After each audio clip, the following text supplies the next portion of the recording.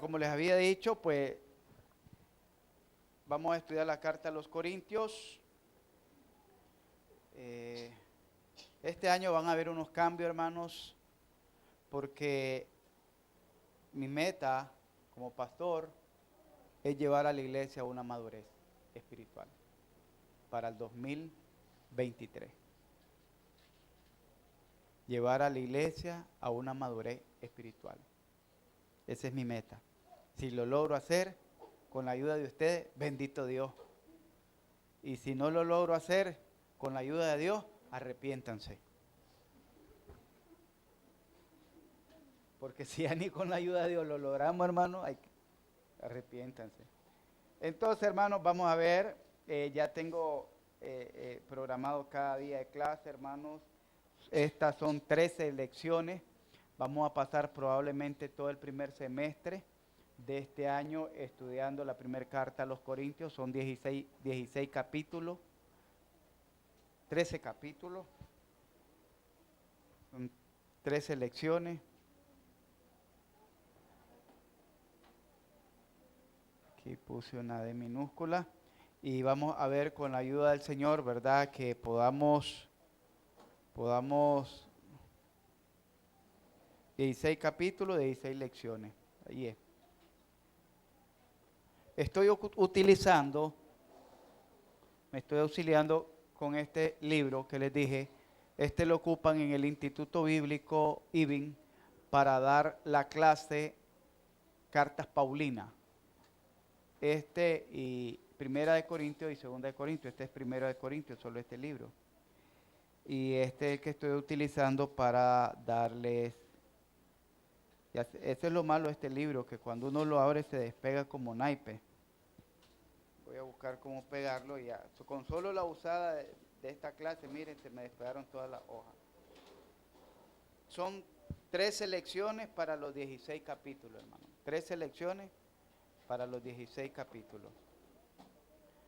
Quiero darle gracias a Dios, hermanos, y decirles verdad, compartirle a aquellos que se cuidan, que ven gaseosa, que anda dando una variante del COVID, que es silenciosa y muy peligrosa. Silenciosa porque no da gripe y peligrosa porque cuando se da usted cuenta es que ya le cuesta respirar. Yo no sabía, yo pensé que tenía ese problema porque había fumigado en la casa y tenía problema de respiración, no podía respirar en la noche, me estaba asfixiando. Y era que andaba la variante hasta los 2-3 días, que al día siguiente ya me pasó, me mandan la alerta. Pero se las quiero compartir a ustedes porque eso me pasó el lunes. Y el lunes en la noche todavía pasé o sea, a mí cada vez que me da el COVID o me da las variantes se me desarrolla lo que le llaman la neuropatía diabética. La vez pasada fue en la extremidad de los pies, ahora fue en el pecho, un ardor en el pecho y un calambre en el pecho y en las manos, pero ya las manos se me estaban durmiendo estos dos deditos, los tenía adormecidos hasta aquí. Entonces me levanté, me puse a hacer ejercicio, puse a orar y el martes que vine al culto todavía andaba con problemas de concentración. Por eso es que cuando yo le estoy predicando, hermanos, yo hago un esfuerzo por tratar de mantener en la mente todo lo que le pienso decir y enseñar. Yo lo que hago es que elaboro unos bosquejos y solo trato los puntos y los voy desarrollando, solo por referencia, pero la mayoría de veces casi ni los ocupo solo por si se me olvida. Y ya lo traigo todo, ¿verdad?, organizado en mi mente, pero cuando me confunden, cuando yo miro que están hablando, cuando yo miro que están jugando o se están riendo, me sacan de concentración. Y viera lo que cuesta concentrarse para dar una clase, para estar dando explicaciones, para estar memorizando los textos y esas cosas. Y el martes tenía ese problema de concentración y más le dije a una de las jovencitas, solo le llamé por el nombre porque estaba en plática y plática y plática, y yo les digo algo, hermano, que creo que todos somos adultos y a unos jóvenes, si usted hace un esfuerzo por venir a la iglesia, creo que es para venir a escuchar la palabra de Dios, no es para platicar, no es para estarse riendo, no es para estar. Eso lo pueden hacer antes de comenzar el culto, al terminar el culto que sale, Sí, pero cuando terminan el culto ni se ríen ni nada, salen en carrera más bien. ¿Ve? Y ahí es donde tienen que aprovechar para saludarse, preguntarse cómo está, cómo sigue, cómo le va, etcétera. Pero no es a la hora del culto. A la hora del culto es para adorar a Dios y para aprender de su palabra. Para que en lo sucesivo, por eso le decía, la iglesia tiene que enrumbarse a la madurez, a la madurez. Y esa es parte de la madurez de un cristiano. Tener una actitud reverente en la casa de Dios. Una actitud reverente en la casa de Dios. Programa de culto de enseñanza, enero 5, primero el 23, título, carta a los Corintios, el tema, el llamado a los creyentes. Objetivo, reconocer el llamado que Dios hace a los creyentes. La lectura bíblica la tuvimos en Primera de Corintios capítulo 1 y a manera de introducción vamos a ver, ¿verdad?, que la iglesia de Corintios era una iglesia depravada. Algunos de sus miembros eran culpables de inmoralidad sexual, otros de emborracharse, otros en problemas de pleito hasta judiciales, y para colmo la iglesia estaba dividida por lo menos en 4 grupos, que ahí los vamos a ver, 4 grupos diferentes. Esto debido, oiga bien, ¿cuál era el problema? ¿Por qué surgían estos problemas de inmoralidad? ¿Por qué surgían estos problemas de pleito? ¿Por qué surgían problemas de emborrachera de algunos hermanos? ¿Por qué surgían pleitos de divisiones? Porque la iglesia había permitido que los pecados de la ciudad entraran en la iglesia. Y la ciudad de Corintio era una ciudad corrompida en vicios y placeres.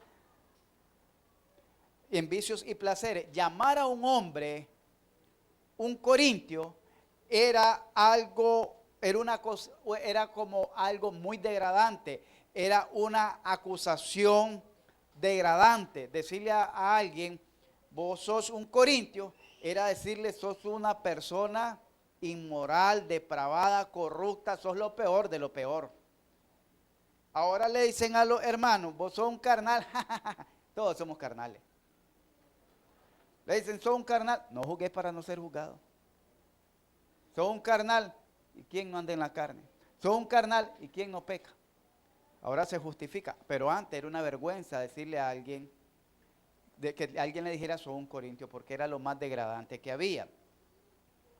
Corintio también era una ciudad orgullosa, además de que era corrompida, era una ciudad orgullosa y filosófica, por lo que muchos maestros itinerantes que promovían sus especulaciones, desafortunadamente, muchos miembros de la iglesia aplicaron este enfoque filosófico al evangelio. Por consiguiente, siempre va a haber problemas cuando hay personas orgullosas que dependen de la sabiduría y que adoptan el estilo de la vida del mundo en la iglesia. Mire bien, uno, vivían en inmoralidad. ¿Por causa de qué? Por causa de que habían permitido que los pecados que ya eran normal, ya eran aceptables, ya no daban ni frío ni calor en la ciudad, también se introdujeran o se practicaran y eran normal en la iglesia. Pleitos, borrachera, incesto, divisiones, etc. 3. Adoptó la iglesia, los miembros de la iglesia adoptaron la filosofía y las prácticas de Corintio, de la ciudad, y esa filosofía y esos conocimientos de sabiduría humana los quisieron infiltrar en la doctrina de la iglesia. Y eran personas altivas, eran personas orgullosas porque muchos de ellos eran pudientes. Era una ciudad, una metrópoli muy popular y era muy multiétnica. Multiétnica quiere decir que habían de diferentes nacionalidades ahí, de diferentes ciudades, lugares, países. Entonces,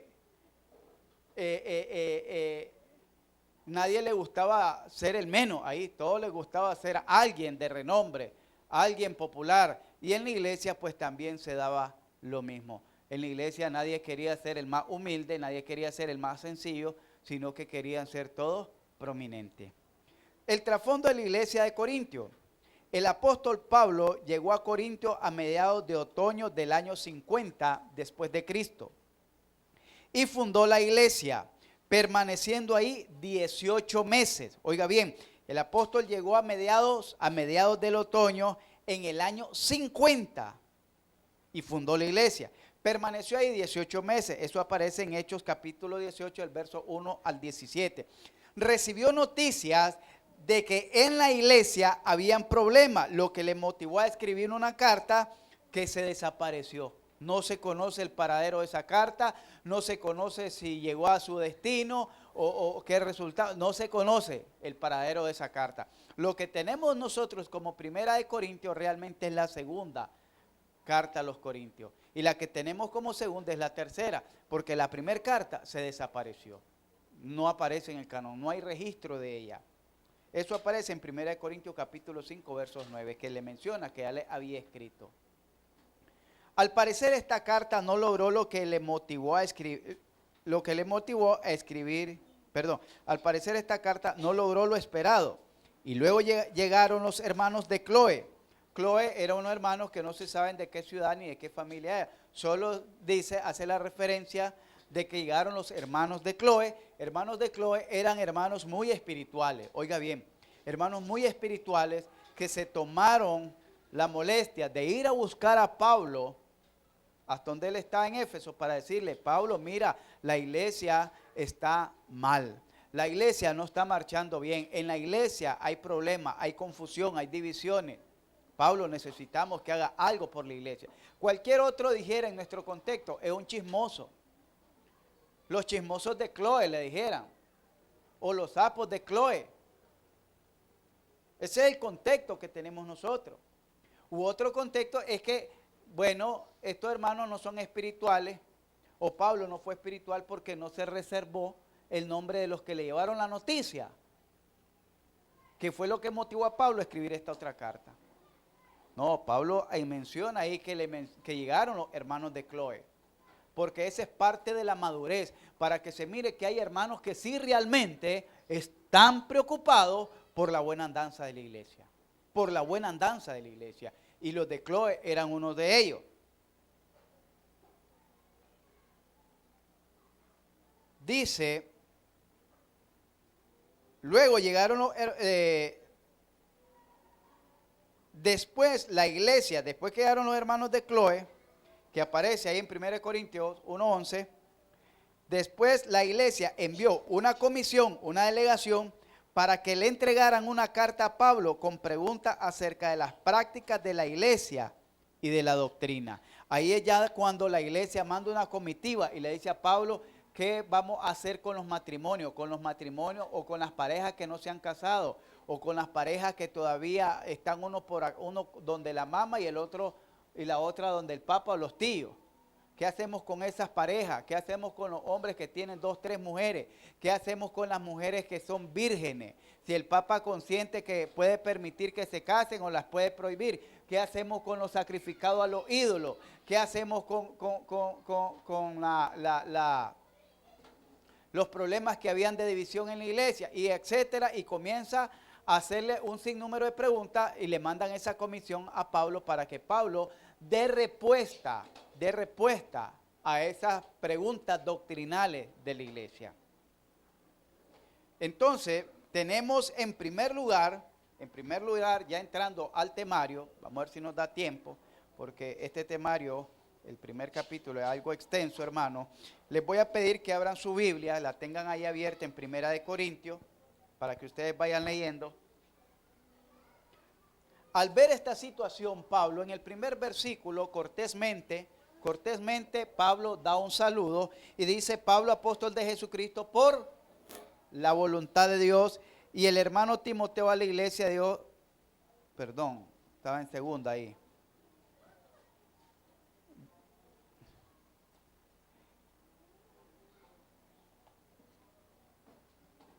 Pablo, llamado a ser apóstol de Jesucristo, por la voluntad de Dios, y el hermano Sóstenes. Lo primerito que pone ahí es Pablo, llamado a ser apóstoles. Quizás eso lo miremos más adelante en el capítulo 9, cuando vayamos en la defensa de su ministerio, porque con el asunto de que se daba la división, entonces estaban desacreditando la autoridad apostolar de Pablo. Ya lo miraban como algo relegado, primero es Pedro o Apolos y Pablo, y está Crispo, perdón. Dice, unos decían que eran de Pablo, otros de Apolo, otros de Cefas y otros de Cristo, que eran los 4 grupos que había en la iglesia, que lo vamos a ver con más calma. Entonces, Pablo lo primerito que pone es que Pablo fue llamado por Dios a ser apóstol. Oiga bien, es lo primerito que dejen claro, para darle autoridad, para darle valor a la carta, para darle interés a la carta, que no es cualquiera el que la está escribiendo, es un apóstol de parte de Dios. Un apóstol es un enviado de parte de Dios.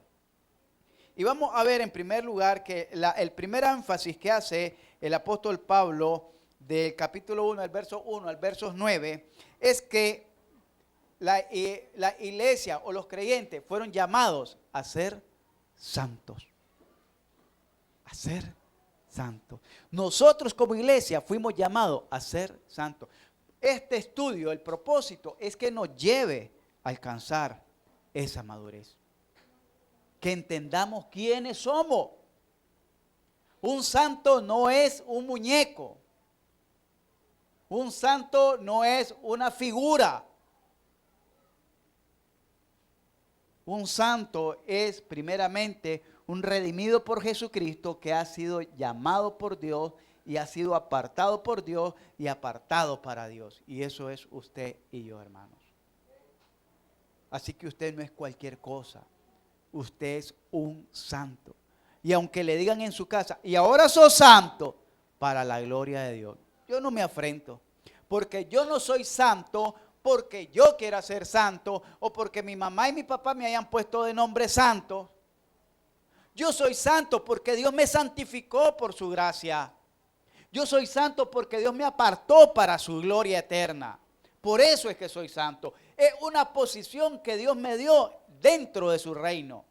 No, eso no está relacionado a la santidad que practicamos para poder ser. Nosotros no practicamos la santidad para llegar a ser santo. Oiga bien, usted no practica la santidad para llegar a ser santo. Usted practica la santidad porque ya es santo.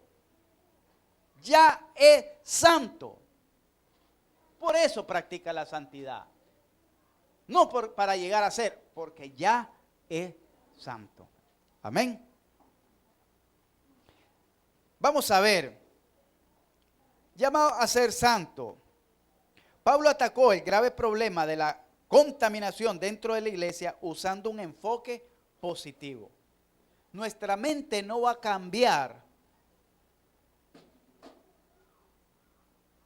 de nuestra cosmovisión que tenemos del evangelio.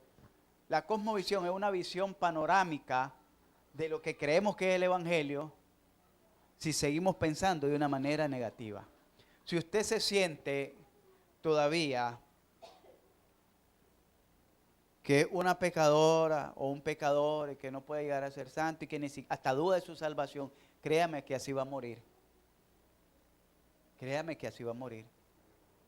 Pero si usted siente en su corazón que Dios le salvó, que Dios le perdonó, que Dios le justificó, que Dios le santificó y lo ha puesto aparte para su honra y su gloria, usted se va a sentir privilegiado y va a pensar que su vida es diferente a los demás, que no es uno más del montón.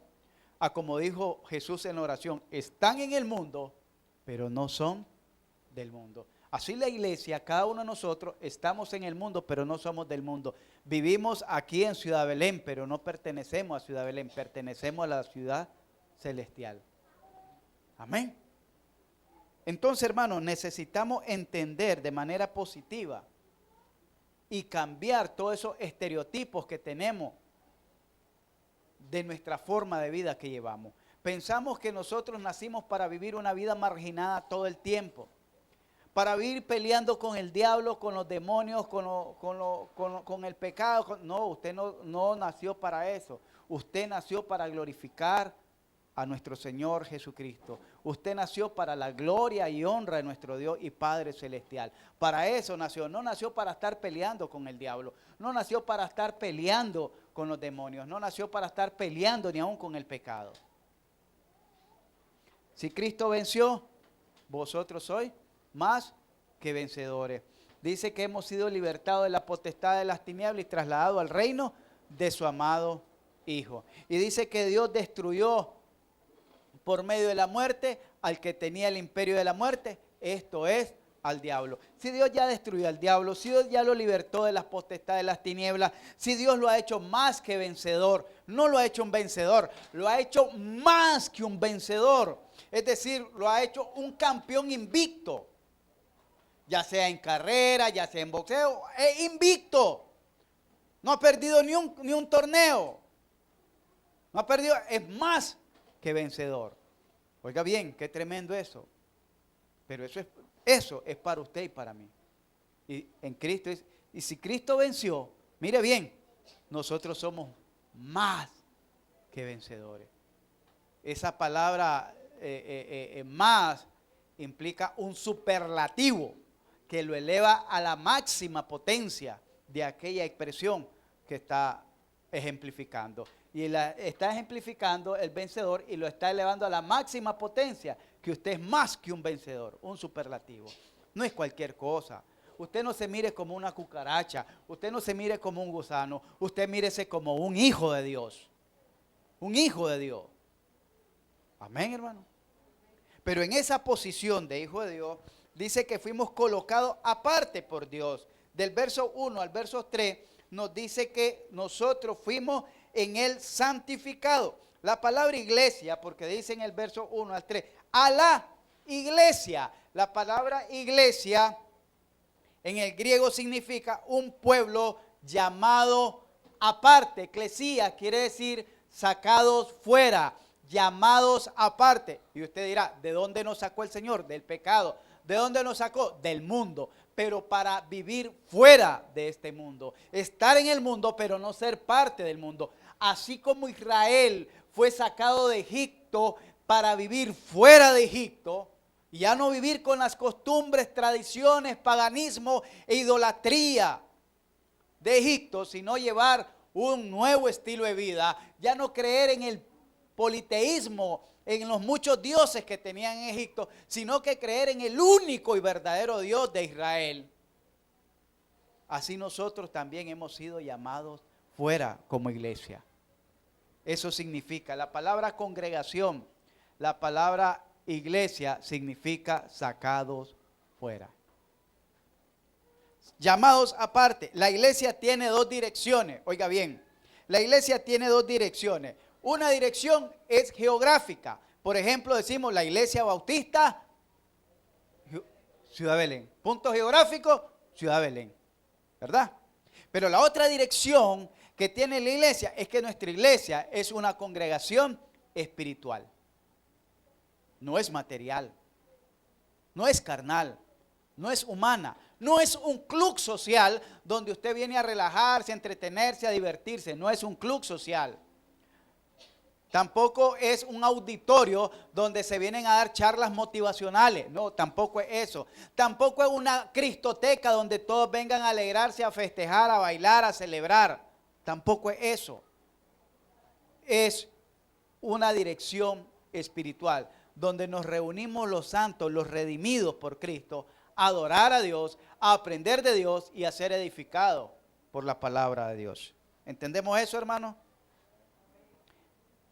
Todo creyente verdadero es santo porque ha sido colocado aparte por Dios y para Dios. Oiga bien, todo creyente verdadero, que ha creído verdaderamente en la palabra de Dios, que ha creído verdaderamente que Dios le ha perdonado, que Dios le ha salvado, que Dios le ha justificado, que Dios le ha rescatado, que Dios le ha adoptado. Todo creyente verdadero que ha creído y se ha arrepentido de corazón y ha sentido en su corazón un nuevo deseo de adorar a Dios, de amar a Dios, de vivir para Dios, ha sentido, ha experimentado un nuevo nacimiento, entonces ese hombre y esa mujer han sido apartados por Dios pero también ha sido apartado para Dios. Para los que vivimos, ya no vivamos para sí, sino que vivamos para aquel que murió y resucitó por nosotros. Segunda de Corintios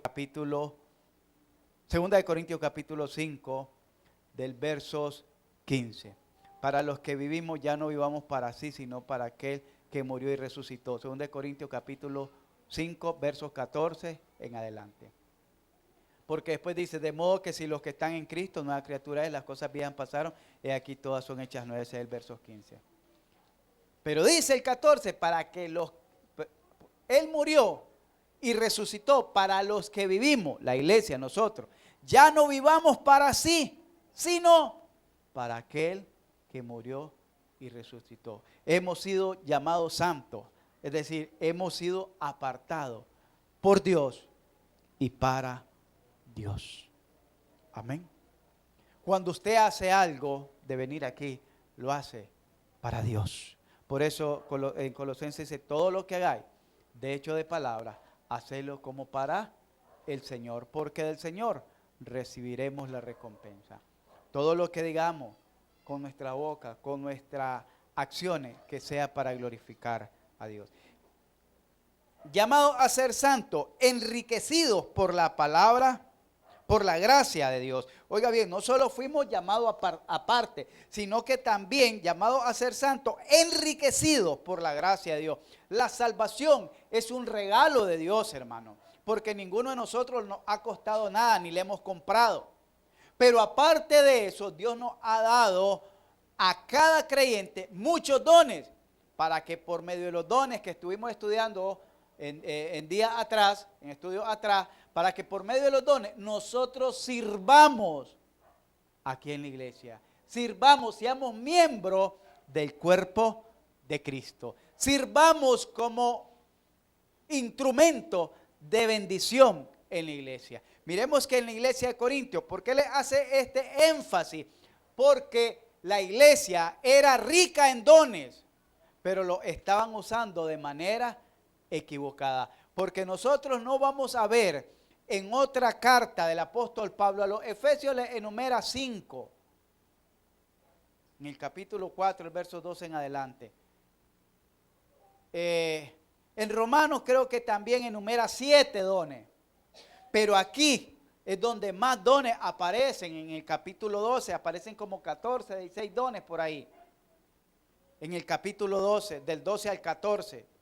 Y nosotros podemos ver que la iglesia era rica en dones, pero desafortunadamente lo estaban usando de manera incorrecta. Hermanos, quizás nosotros también tengamos muchos dones aquí, pero lo estamos usando de manera incorrecta. Yo quisiera que se levantara un joven de esta iglesia y me dijese, pastor, quiero aprender música para tener un pianista aquí. Hace algunos años estuvimos en clase a Francis de piano. 2 años creo que estuvimos a Francis en piano. Necesitamos un pianista. Ahí está un piano. Alguien que le guste el piano, que vaya a estudiar piano. Pastor, yo quiero aprender piano. Dones, hermano. Dones de servicio, dones de administración, dones de visitación. Aquí de todos los dones que hay pero menos de evangelismo. Ni de discipulado, no hay dones de eso. Vamos a clamar, vamos a hacer una vigilia de oración para que Dios nos dé dones de discipulado y de evangelismo.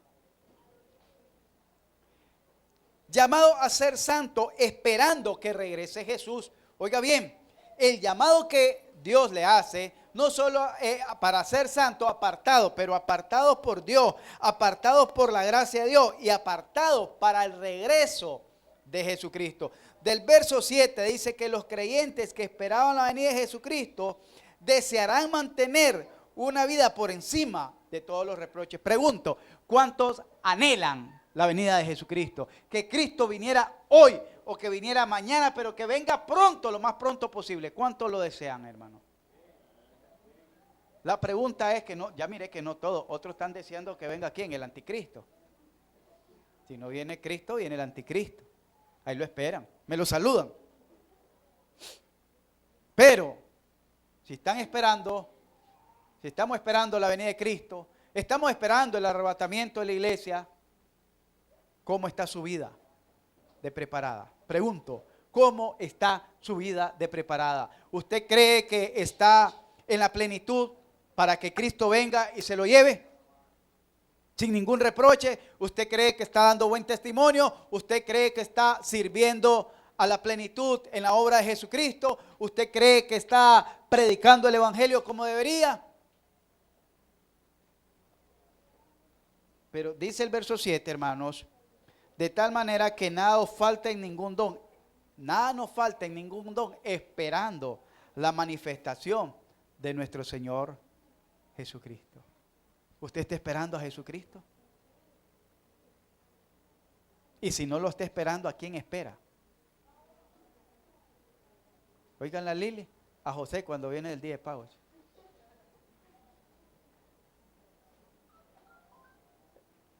Hermanos, yo creo que ese debería ser el anhelo de todo creyente. El anhelo de todo creyente no es sacarse la loto que juegan algunos, es esperar a Jesucristo. Y si yo estoy esperando a Jesucristo, es porque estoy preparado para la venida de Jesucristo. Es porque les puedo decir, como dijo el apóstol Pablo, he peleado la buena batalla. He acabado la carrera. He guardado la fe. Por lo cual, solo me espera la corona de justicia, el cual Dios dará a los que le aman su venida, a los que aman su venida. Entonces, hermano, puedo decir, Señor, estoy listo, puedo llevarme. ¿Por qué muchos cristianos le tienen miedo a la muerte y no quieren morirse? Porque aman más este mundo que la venida del Señor, que la presencia del Señor. Pero Pablo decía que prefería estar ausente del cuerpo y presente en Cristo. Prefería partir que estar aquí en la tierra, pero por causa de ustedes, la iglesia, es que estoy, dice. Los apóstoles no vivieron más de 50, no llegaron hasta tal vez a 60 años lo más. El único fue el apóstol Juan que llegó a los 90 años, más de 90 años. Pero todos murieron jóvenes, relativamente jóvenes.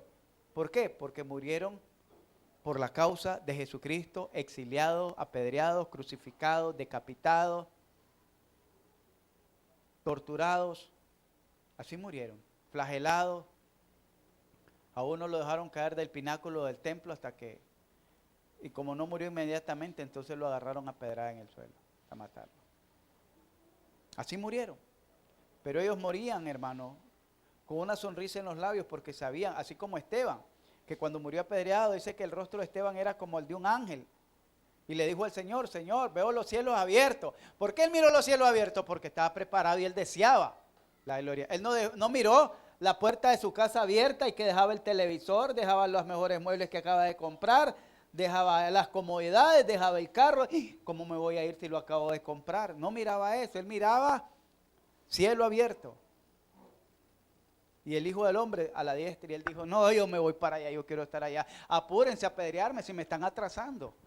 Y por eso dijo, no les tomen en cuenta este su pecado, porque yo estoy deseoso de estar allá. Pero aquí, miles, millones de cristianos no quieren partir de este mundo. Están agarrados así, que no quieren soltar. No quieren. ¿Saben por qué? Porque no están viviendo para la gloria de Dios. No lo están haciendo. Están viviendo para su gloria. Están acumulando para sus riquezas y no para las riquezas del reino. Están viviendo para sus placeres y no para la causa de Cristo. Enriquecidos por la gracia de Dios, esperando que regrese Jesús, llamado a ser santo, dependiendo de la fidelidad de Dios. Del verso 8 al verso 9, la obra de Dios le fue confirmada a ellos en la palabra. Ciertamente, esta es una garantía, pero no es una excusa para pecar. Más bien una base para una creciente relación de amor, confianza y obediencia. Oiga bien, en el verso 9, le está 8 al 9, en el cual también os confirmará hasta el fin, para que sea irreprensible en el día de nuestro Señor Jesucristo. Fiel es Dios, por el cual fuiste llamado a la comunión con su Hijo. Aquí está confirmando la fidelidad de la palabra de Dios, pero esa fidelidad no es para llevar una vida ajena a la causa de Cristo, no es para llevar una vida indiferente a las necesidades de la iglesia de Jesucristo. Al contrario, es para llevar una creciente. Cuando decimos creciente, es que va en aumento relación de amor, confianza y obediencia. No es para menguar. Hay cristianos, usted puede encontrarse a cristianos que dicen, yo antes era esto, pero eso ya quedó en el pasado, viven de viejos recuerdos, de vieja gloria. Solo el eco le está quedando, pero eso no es para un cristiano verdadero que ha sido llamado por Dios. El cristiano verdadero que ha sido llamado por Dios va creciendo como la luz de la aurora, dice, que va de aumento en aumento hasta que el día es perfecto. Pero ya hicimos 4 cositas, ya pensamos que era todo lo que podíamos hacer por el reino de Dios y ya nos sentamos, ya no puedo seguir, ya no. Ya di lo que tenía que dar. ¿Qué cosa es eso? Si Jesucristo hubiera dicho eso, no se hubiera subido a la cruz. Hermanos, el llamado a ser santo es dependiendo de la fidelidad de Dios. Pero esa fidelidad no es una excusa para pecar, para llevar una vida indiferente. Al contrario, nos confirma, nos llama, nos motiva a tener una relación creciente en amor, confianza y obediencia. Ellos eran santos.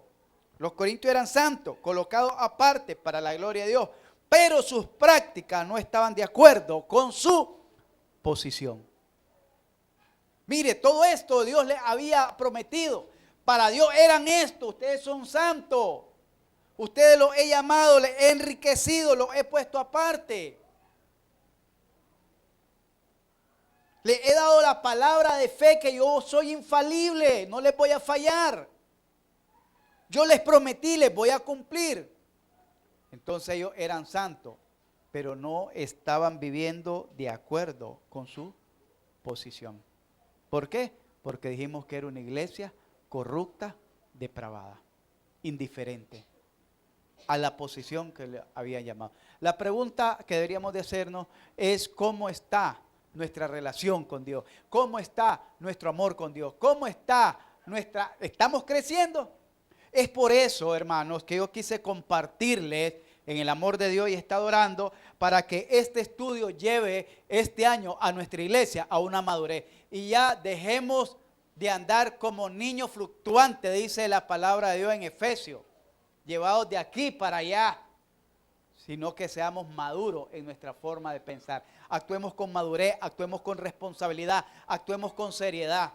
Dejemos las niñerías, porque todos aquí, a excepción de los jóvenes y los niños, somos ya adultos. De Yandir para arriba, todos ya somos adultos. Y debemos de pensar como adultos, debemos de tomar las cosas con seriedad como adultos, debemos de tomar las cosas con responsabilidad como adultos y dejar ya andar esa niñería, esa inmadurez, cosas que no ayudan al crecimiento de la iglesia, cosas que no benefician al crecimiento ni de su vida espiritual siquiera, ni de su vida espiritual.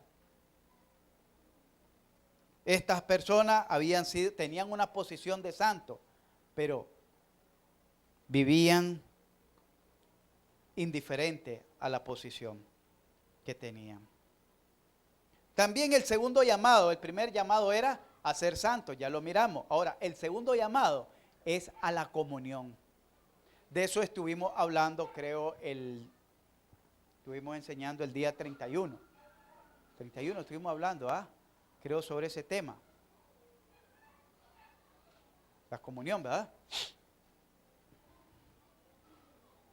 En el verso 9 dice, fiel es Dios. Oiga bien, fiel es Dios. Mire quién es quien llama. Primero dice que la iglesia fue llamada por Dios. Y ahora dice que fiel es Dios por el cual fuiste llamado. ¿A quién? ¿A qué fuiste llamado? Verso 9. Fuerte, hermano. A la comunión con su Hijo Jesucristo, nuestro Señor. Ahora, ¿la iglesia qué es? Pregunto, ¿la iglesia qué es?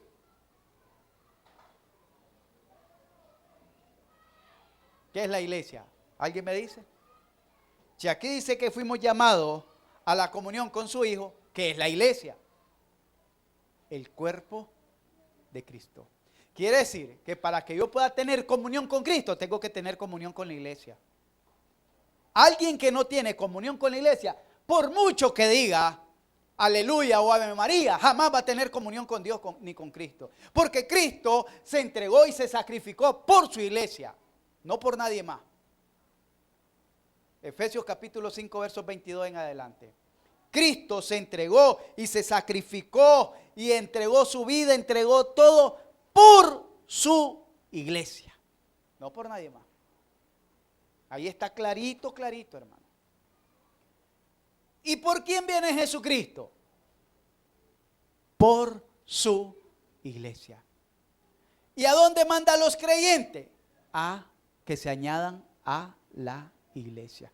Que el Espíritu Santo, el paracleto de la iglesia. El paracleto quiere decir el consolador, no de este mundo. Es el consolador de la iglesia.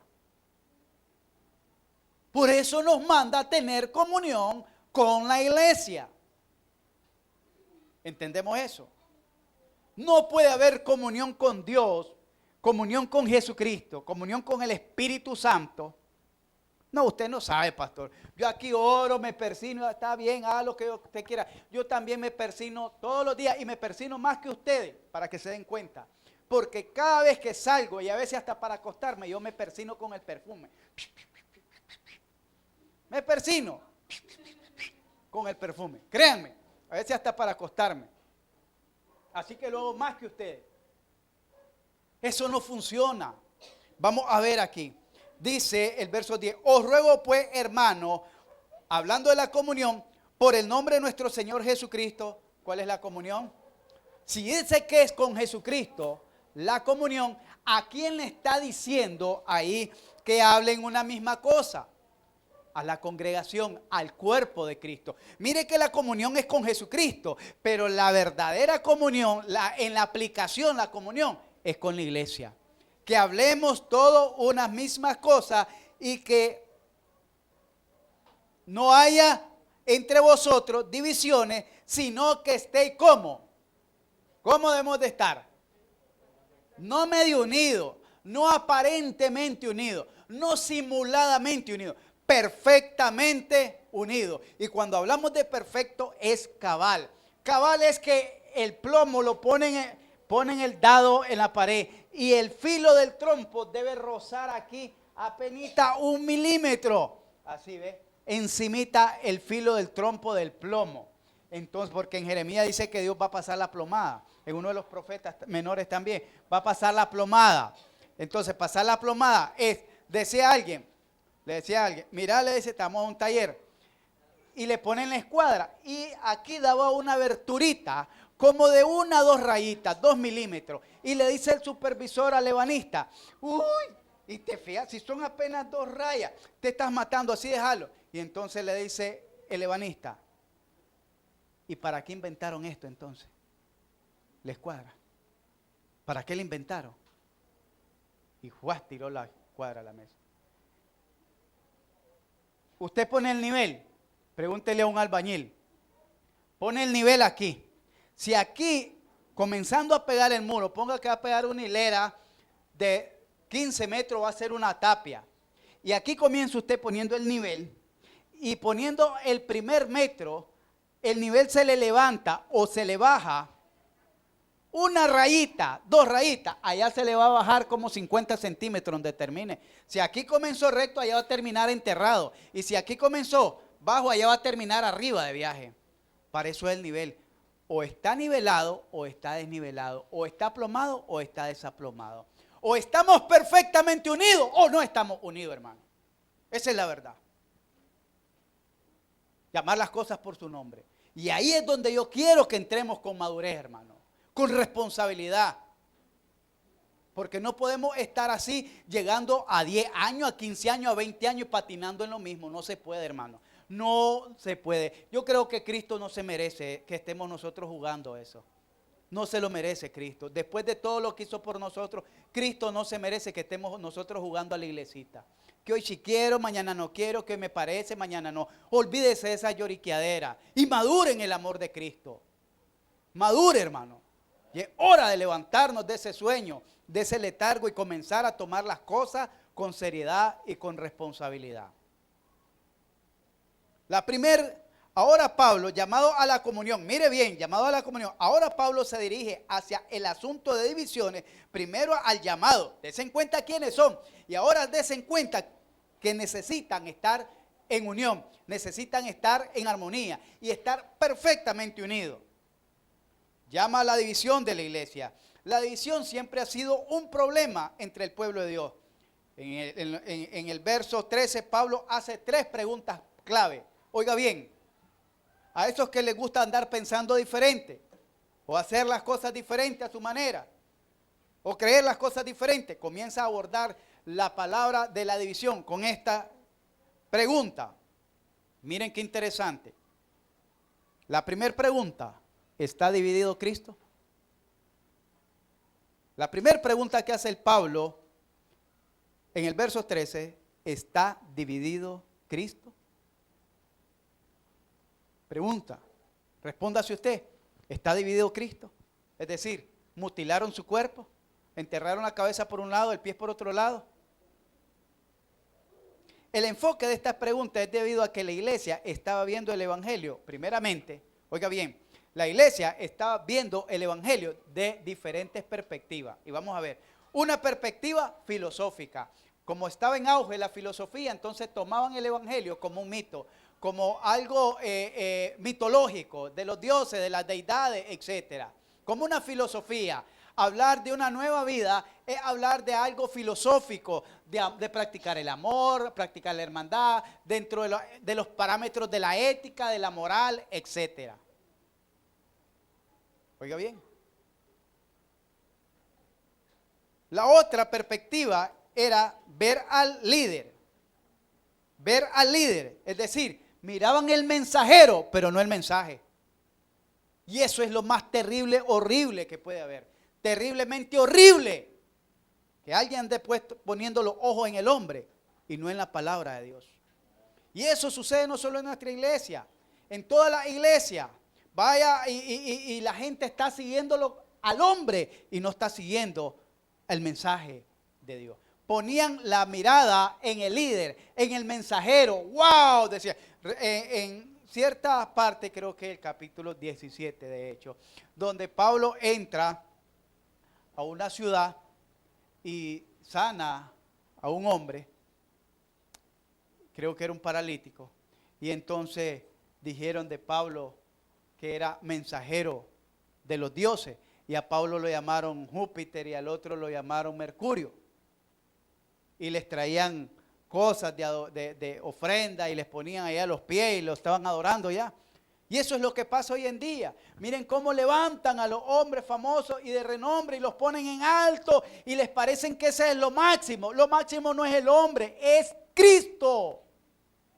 El hombre más grandioso de la historia es Cristo. El único hombre que ha cambiado la historia es Cristo. Y el único hombre que puede transformar a la humanidad es Cristo, nadie más.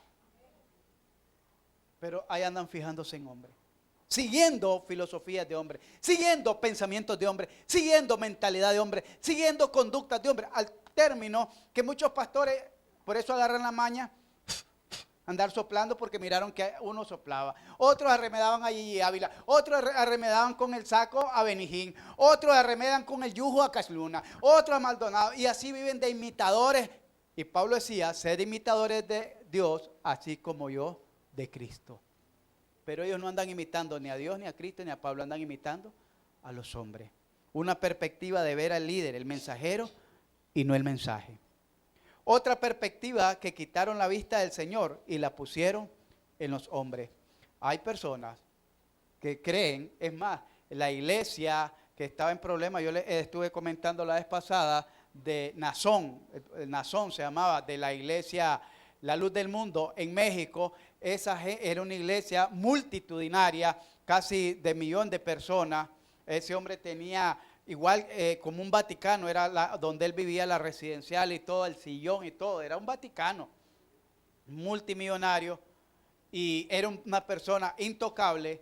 Esa persona tenía un sofá, un sillón, nadie lo podía tocar. Era una persona inaccesible, al punto que decían que la Biblia no es la palabra de Dios, la palabra de Dios es la que salía de la boca del siervo, decían. Ese es el lema de ellos. Millones de gente lo seguía. La palabra de Dios no es esta, dice. Porque, y decían el ejemplo, esto lo puedes agarrar y lo puedes tirar. Lo puedes quemar. Puedes quemar la palabra de Dios, pero esto es lo que más dice. Pero la palabra de Dios no es esta, dice, es la que sale de la boca del siervo. ¿Hasta dónde habían enaltecido ese hombre? ¿A dónde está? En California, preso. Gracias a Dios.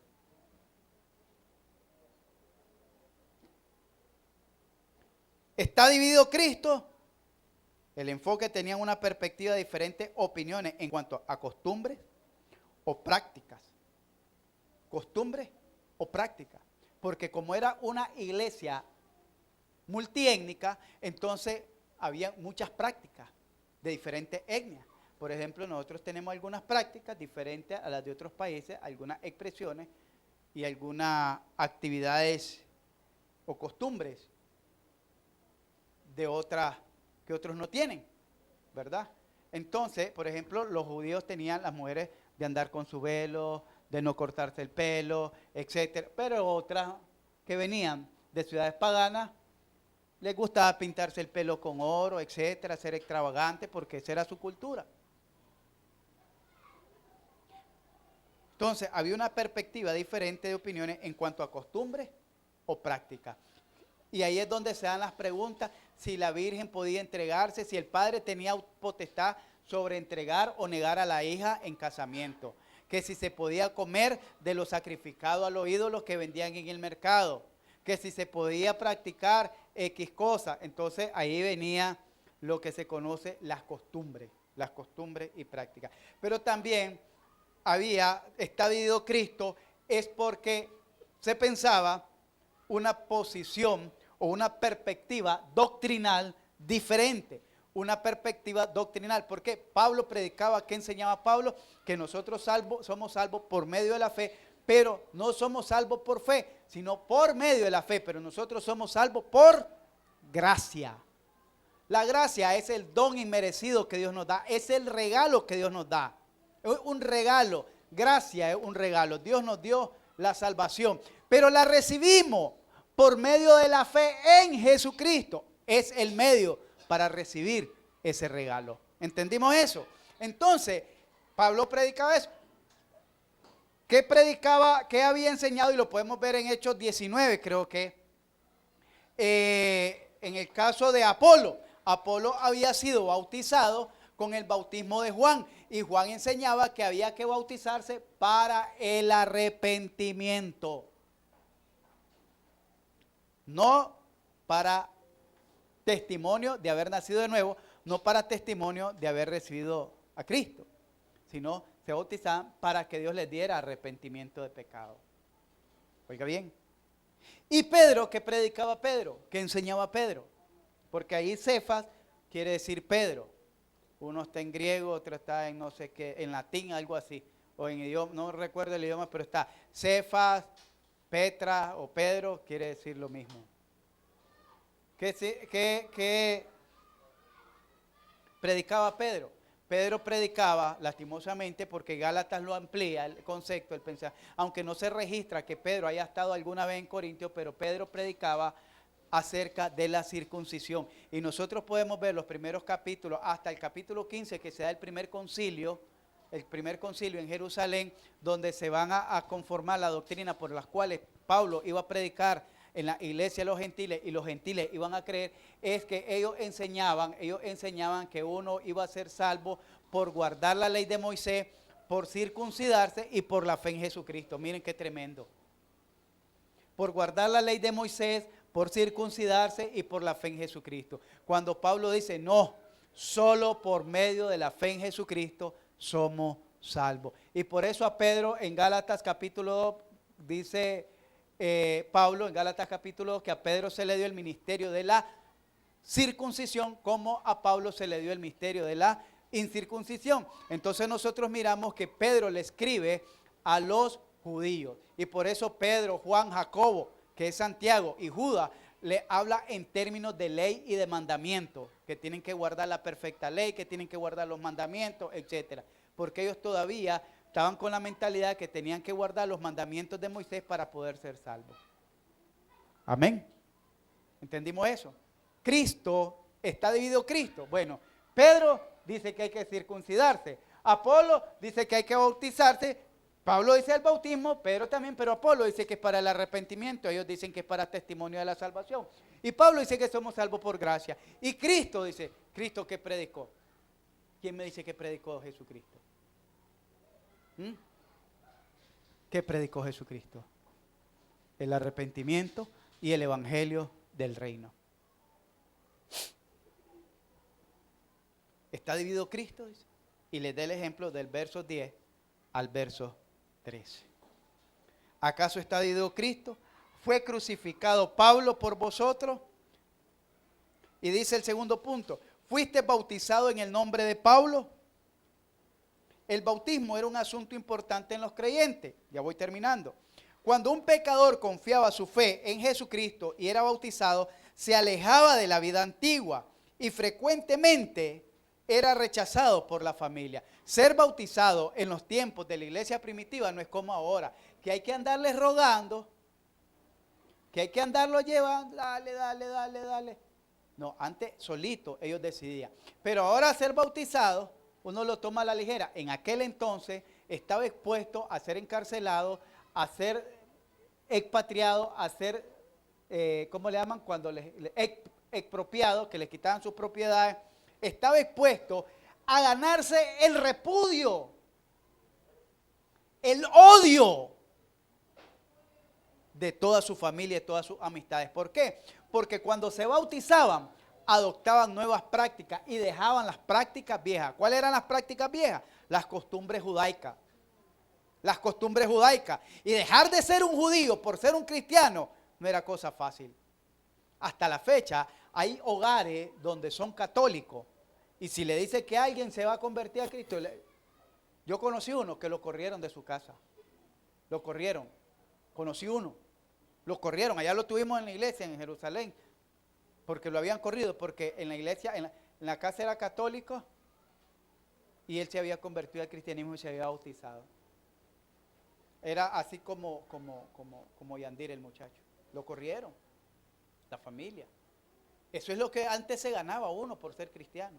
Ahora no. Ahora la llevamos facilita, ¿verdad? Y a nuestra manera, ahí salteándola, ahí acomodándola, peinando la culebra.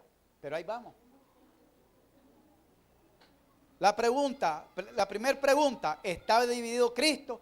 La segunda pregunta que le hace el apóstol Pablo a la iglesia, ¿fuiste bautizado en el nombre de Pablo? Gracias a Dios, dice Pablo, a ninguno bauticé, sino unos cuantos, a Estefan, a la familia de este y al otro, pero no a todos. Ya ni me acuerdo, porque no me envió Cristo a bautizar, sino a predicar su evangelio.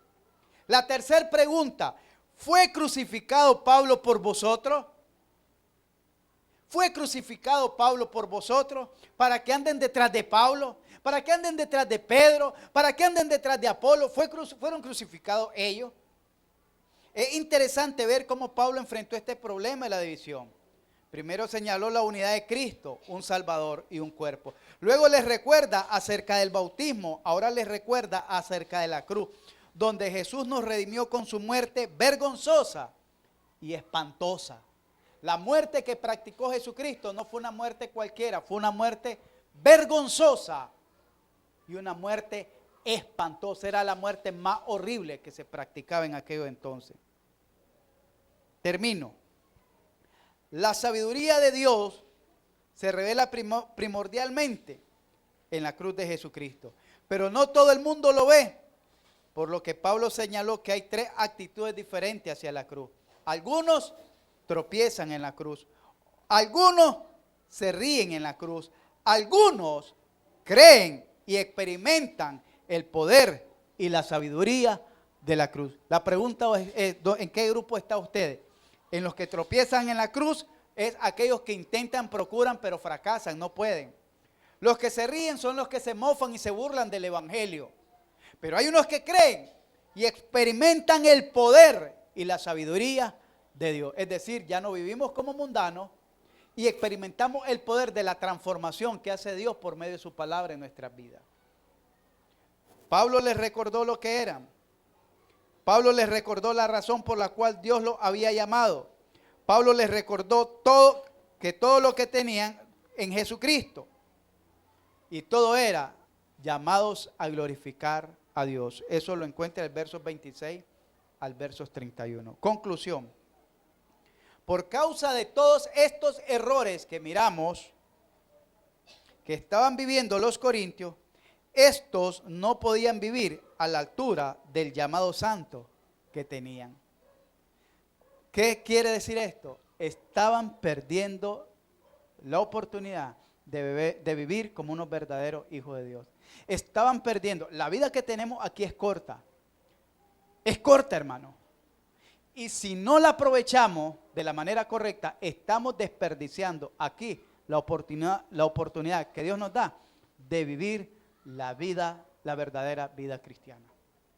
Estamos perdiendo y desaprovechando la oportunidad de vivir una verdadera vida cristiana. Así como los corintios eran ricos en dones, eran llamados a ser santos, fueron justificados y tantas cosas que le dio Dios y comenzaron a desperdiciar la oportunidad que Dios les había dado. No desperdicie esa oportunidad, hermano. No la desperdicie. Propóngase este año a experimentar cambios en su vida, cambios de manera de pensar. Espero que hayan comenzado a leer su Biblia. Ahí les puse un icono en el grupo de WhatsApp, unidos en oración. Espero que todos estemos unidos en oración por el crecimiento y madurez de nuestra iglesia. Esa es nuestra prioridad este año. Unidos en oración por el crecimiento y madurez de nuestra iglesia. Cuando usted ore, ore por el crecimiento y la madurez de cada miembro de esta iglesia. Y va a tener bastante por qué orar. No ore por la comida. Dios ya sabe que usted tiene hambre. Sí, Dios ya sabe que yo soy muerto de hambre. ¿Para qué le voy a estar pidiendo el pan de cada día? Si Él ya sabe. ¿Para qué le voy a pedir vestimenta? Si Él ya sabe que necesito. Él quiere que ore por esta iglesia, por el crecimiento y la madurez de esta iglesia. Por el trabajo, no se afane. Por el día de mañana, no se afane. No lo dice Mateo capítulo 6, del verso 30 en adelante. No se afane. Afánese en aquello que verdaderamente tiene razón de ser. Comencemos a unirnos en oración, crecimiento y madurez de la iglesia.